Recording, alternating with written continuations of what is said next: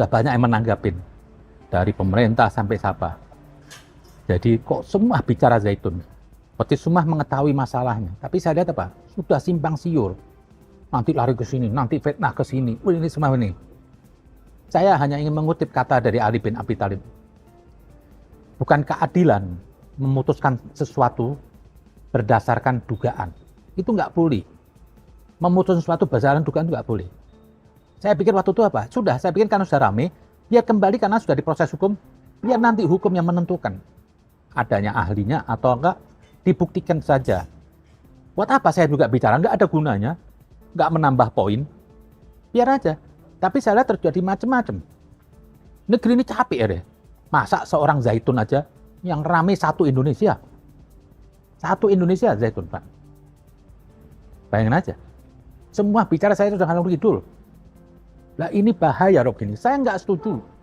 Kalau masalah Zaitun tuh yang saya melihat apa? Kalau perbedaan furu'iyah dalam pemahaman ibadah, ritual, itu biarin. Itu debatable. Dan kita tidak bisa memaksa. Sekalipun di zaman Nabi, Nabi tidak pernah memaksa orang dalam membangun keyakinannya. Mau cara ibadah kayak apa? Tidak bisa. Nabi itu mensikapi hukum, menetapkan suatu hukum, apabila itu hukum melanggar hukum universal yang merugikan orang lain. Kalau dalam keyakinan, Nabi nggak boleh. Tetap harus pakai pencerahan. Nggak bisa. Jadi jangan cepet-cepet lah mengutarakan sesat.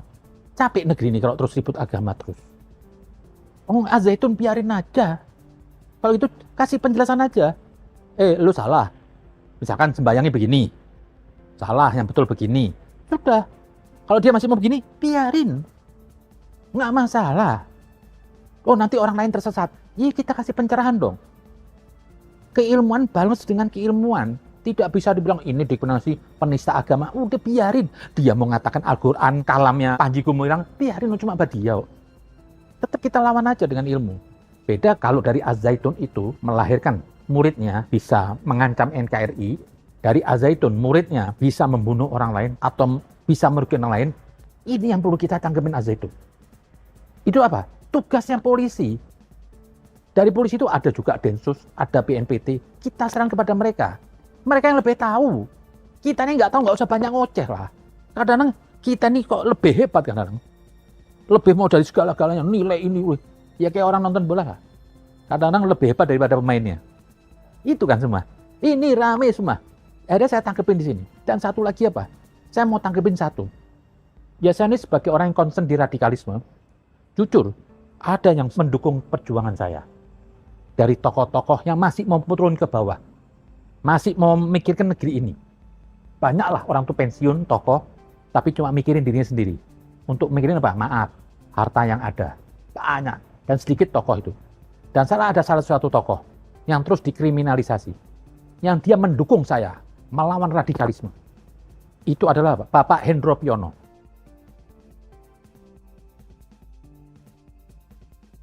Saya harus katakan, kenapa? Ini sudah jauh nih menyimpang. Tuduhan kecil lah kalau saya lihat. Nggak boleh dibenarkan itu. Dengan asumsi, tuduhan macam-macam. Kenapa saya bilang enggak? Karena saya itu tiap hari sampai ini hari, orang yang mendukung saya itu melawan radikalisme, itu adalah Pak Hendro Priyono. Dia kepingin negeri ini NKRI, dan itu ada bukti-bukti faktanya. Banyak jenderal cuma diem, cuma jenderal Hendro Priyono yang masih aktif memiliki negeri ini apa? Dari serangan radikal. Dia pernah sekali mengkritisi Arab.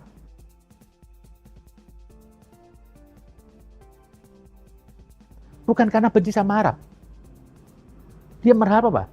Etnis Arab yang ada di Indonesia ini, Anda itu dihormatin. Sebaiknya Anda apa? Jangan memprovokasi rakyat. Itu masih mau. Ini kan omongan gak nyaman seorang jenderal. Kenapa? Bakal dimusuhi orang Arab. Tapi Pak Hendro masih memikiri negeri ini. Dia sampaikan sekalipun itu pahit. Bukan berarti mengajak kebencian kepada orang Arab. Tapi ingin membawa orang Arab supaya baik, supaya negeri ini juga baik. Kebanyakan orang tuh udah jadi tokoh jenderal tuh mau nyari aman. Nggak mau cari musuh. Ini Pak Hendro. Lah, dengan saya melihat berapa kali kerja Pak Hendro nih, yang begitu peduli. Saya ini apa sih? Saya ini rakyat biasa. Saya nggak punya jenjang pendidikan, jabatan, apalagi militer. Dihargai oleh Pak Hendro. Diterima saya, didukung, diapresiasi. Dia mikirkan saya malah. Lah, begini kok Saleh nggak boleh diem dong. Kok dikriminalisasi katanya Pak Hendro di belakang Al-Zaitun. Pak Hendro itu kenal Al-Zaitun pada saat itu presidennya B.J. Habibie. Dipinta B.J. Habibie untuk meresmikan Al-Zaitun. Setelah diolah oleh Menteri Agama pada saat itu, ternyata ini kita bilang pesantrennya apa? Aman-aman aja. Diutuslah Pak Hendro pergi ke sana. Diciulah baru kenal Panji Gumilang. Dan pernah sekali waktu Pak Hendro pidato pada saat itu, wajar lah. Siapa sih orang yang ngelihat pondok pesantren sebesar Zaitun nggak memuji? Ya orang gendeng. Sampai sekarang aja pondok terbesar itu. Mewah, hebat. Ruangnya elit lah. Jadi ini mungkin banyak orang yang mau berebut kali. Kalau Al-Zaitun ini diambil sama pemerintah, nggak tahu siapa yang berebut nih. Karena ini sudah tempat aset yang hebat. Dan nggak salah lah. Masa saya diundang ke Al-Zaitun, saya ceramah, ini masjid Yayasan Bangsat. Buktinya Habibie datang. Dan datang lagi waktu pada saat itu pas Ketua BIN. Kalau nggak salah untuk meresmikan ada gedung Soekarno di situ. Pada saat itu kalau nggak salah Ibu Mega atau Ketua PDI menyuruh Pak Hendro mewakili meresmikan. Lah bicaralah Pak Hendro atas nama disuruh. Ya dia bilang ini ya dia lihat ini baik karena juga pertama diresmikan oleh Habibie. Banyak pejabat datang juga Pak Harto semua banyak datang. Masa semua pejabat ini sepakat untuk menghancurkan NKRI kan enggak. Kalau ada masalah di dalam ya kita lihat kasusnya di mana. Masa Pak Hendro harus bisa ngikutin terus sama kemana-mana disalahkan?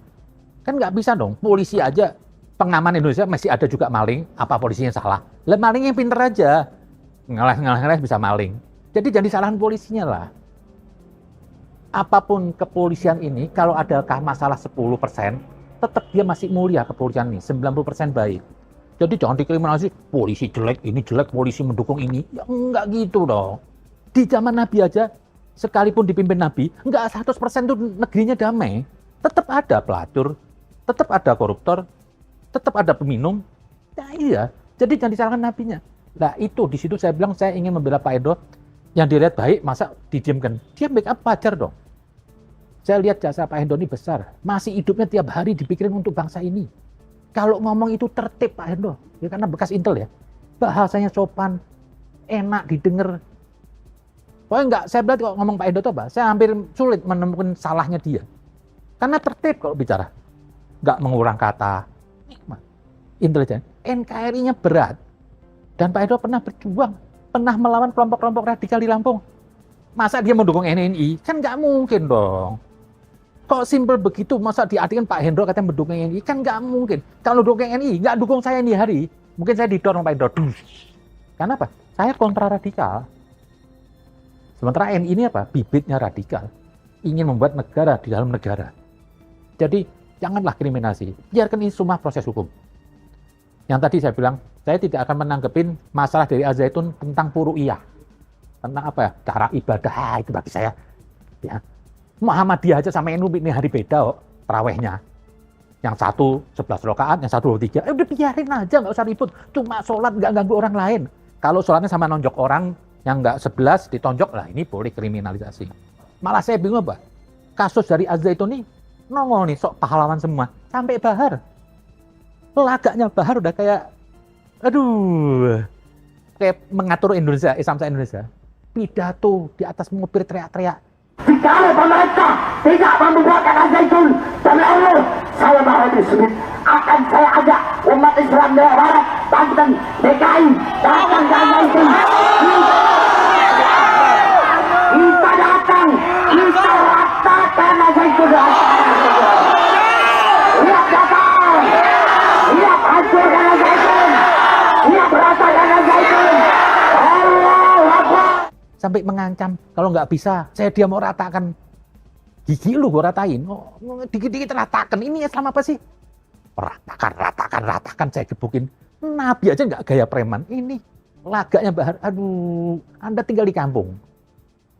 Yang kenal Bahar orang kampung-kampung aja muridnya. Tapi gayanya kayak berpengaruh buat negeri ini. Itu dia katakan saya ratakan. Terus dia bilang apa? Nanti saya tampung kalau nggak bisa muridnya. Pondok pesantren saya siap menampung santri Zaitun. Tajul Alawiyin gratis, nggak pakai bayar lagi. Nanti saya tampung kalau nggak bisa muridnya. Lah, Anda aja jadi ustadz nggak bener kok. Lah ini orang-orang yang sombong. Jadi masalah zaitun dijadikan apa? Untuk kampanye dirinya. Ini gue. Saya ratakan. Terus dia bilang lagi, pindah ke pondok saya. Tambah goblok. Saya mesti bingung. Nanti ada orang tua menaruh anaknya di tempatnya Bahar Smith. Itu anak gede jadi apa nggak mau. Lah, Bahar aja nggak punya ilmu. Bahasa aja nggak bisa. Itu sampai ada pepatah itu. Dari mulut singa masuk ke mulut buaya apa. Nggak tahu dah lah. Tapi itulah orang. Ada yang mau cari kontes dari Az-Zaitun ini. Banyak orang mau cari kontes. Nah ini saya baru bicara sekarang tuh karena apa? Saya nggak males, saya mau bicara. Biar ini proses pemerintah. Dan jangan kriminal. Sudah, jangan nyerang nanti Muldoko ini. Jadi kacau di negeri ini. Bahaya loh. Malah saya khawatir apa? Kondisi begini ini apa? Bisa dimanfaatkan oleh musuh. Kebencian terus. Diadu domba. Saya lihat Islam saat ini lagi banyak friksi nih. Ingin diadu domba terus. Isu Habib ganti. Isu Zaitun. Nanti apalagi ganti. Ini mau diseret. Karena apa? Dia ingin menyerang terus. Ingin diadu domba. Karena ada kekuatan besar di sini. NU ingin digesek, diseret-seret. Itu yang saya takutkan. Kita ikutlah tokoh-tokoh NU yang sudah terdahulu. Yang lebih hebat lah daripada kiai-kiai NU sekarang ini. Yang dulu aja dakwahnya damai.